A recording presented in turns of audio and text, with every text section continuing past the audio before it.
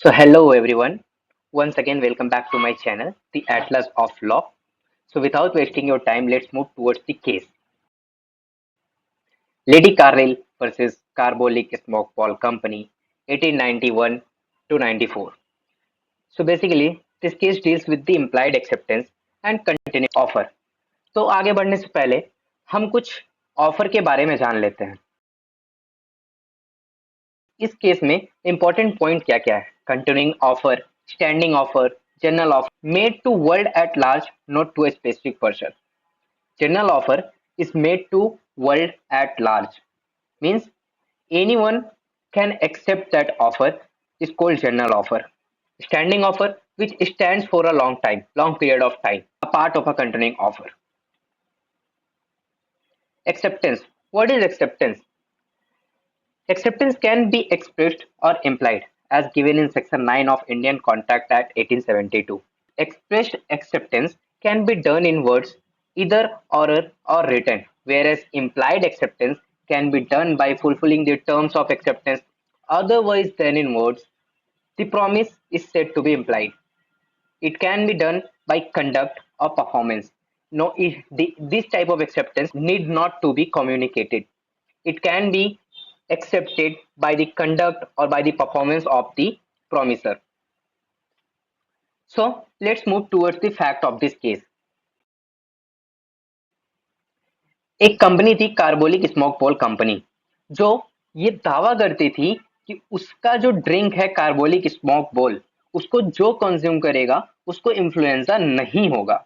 इसके ऊपर उसने एक एडवर्टाइजमेंट में निकाली थी जिसमें यह लिखा गया था कि ये पॉजिटिवली क्योर करता है इन्फ्लुएंजा को, और अगर इसको कंज्यूम करने के बाद भी अगर किसी को इन्फ्लुएंजा हो जाता है तो उसको $100 पे किया जाएगा. इसका एश्योरेंस भी इस कंपनी ने दिया था by depositing $1000 with alliance bank.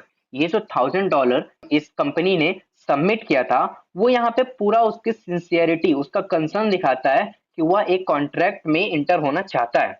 अब लेडी कार्लिल, जैसा प्रिस्क्राइब किया गया था वैसे उसने उस प्रोडक्ट को कंज्यूम किया, उसके बाद भी उसको इन्फ्लुएंजा हो गया.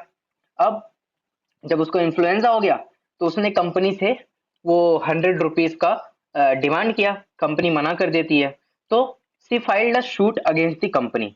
अब जब कंपनी के अगेंस्ट शूट फाइल कर देती है तो कंपनी भी कुछ कंटेंट करती है. अब उसको जान लेते हैं.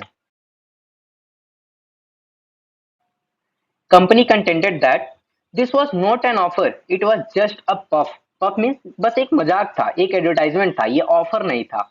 और दूसरा वो ये कहती है कि acceptance wasn't communicated to us. ये जो एक्सेप्ट की लेडी कार्लिन ने, ये कम्युनिकेट नहीं हुआ था हम लोग तक. तीसरा, कंपनी यह कहती है कि वहां पर कोई कंसिडरेशन नहीं था. अब इस कोर्ट के डिसीजन को मान लेते हैं. Court held that court held that it was not puff, it was a general offer. या कोई मजाक नहीं था, यह एक जनरल ऑफर था. कैसे?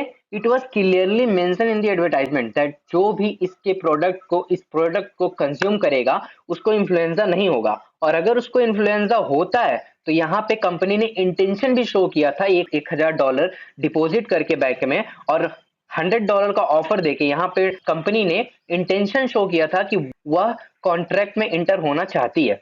अब दूसरा, उसने यह दावा किया था कि एक्सेप्टेंस कम्युनिकेट नहीं हुआ था. तो यह जो ऑफर था यह एक जनरल ऑफर था. अब जनरल ऑफर को एक्सेप्ट करने के दो दो तरीके हैं. एक, या तो वो एक्सप्रेस वे में करें या फिर इम्प्लाइड वे में. यहाँ पर जो एक्सेप्टेंस था वो इम्प्लाइड वे में था. यहाँ पर as per the guideline given in the product, lady Carlill ने उस प्रिस्क्राइब्ड मैनर में ही उसको कंज्यूम किया, उसके बाद भी उसको इन्फ्लुएंजा हो गया. वो कंज्यूम करना ही यहाँ पे शो करता है कि उसने इस ऑफर को एक्सेप्ट कर लिया है. यहाँ पे ऑफर कम्युनिकेट होना जरूरी नहीं है, यहाँ पे उसका परफॉर्मेंस ही शो करता है कि वो एक्सेप्ट कर लिया गया है. अब तीसरा, वह कहता है कि यहाँ पे वैलिड कंसिडरेशन नहीं था. यहाँ पे सिर्फ वैलिड कंसिडरेशन ही दो कंसिडरेशन था.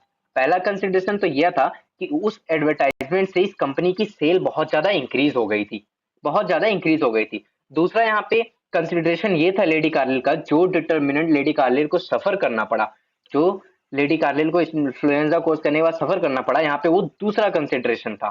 तो कोर्ट यह हेल्ड करती है कि this was a general offer and it was a binding contract Therefore, the company is liable to pay the plaintiff. Company को $100 लेडी कार्लिल को पे करना पड़ेगा। तो आज का केस यहीं पे खत्म होता है। Thank you for watching.